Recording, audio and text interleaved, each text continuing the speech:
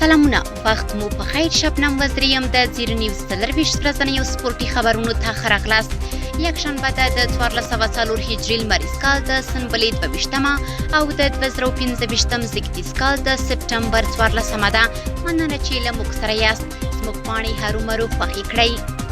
لومړی خبر همدا چې د زابل ولایت په شینکۍ ولسوالۍ کې د 14 پهلوانانو ترمنځ د غېږ نیونې سیمه ییزې سیالۍ وشوې چې یوه ورځ یې دوام وکړ. دغه سیالۍ چې د لوړې شینکۍ او ښکتې شینکۍ غېږ نیونکو ترمنځ وشوې، په پایله کې د ښکتې شینکۍ غېږ نیونکو په بریا پای ته ورسېدې.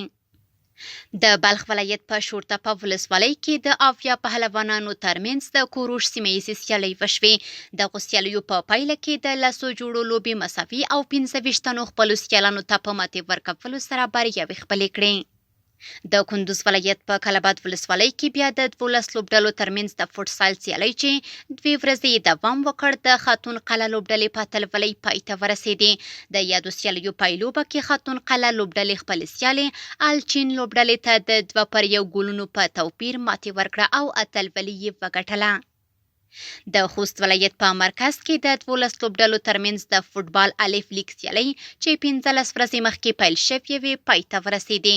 د دغو سیالیو په پایله کې له الف ګروپ څخه چینی بریال کلب او له بي ګروپ څخه بیا کلوب اتلانو کلب د فوټبال غوره لیګ ته لاره پیدا کړه او همدارنګه حیدر کلب او کجري کلي نور کلب لوبډلو بي لیګ ته شاتګ وکړ.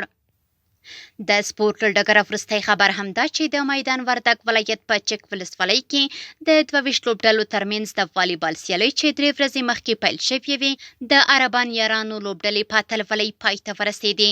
د دغو سیالیو په پایلوبه کې عربان یارانو لوبډلې خپلې سیالې ابکزار اتلانو لوبډلې ته د 2-1 میدانونو په توپیر ماتې ورکړه او اتلولي یې وګټله.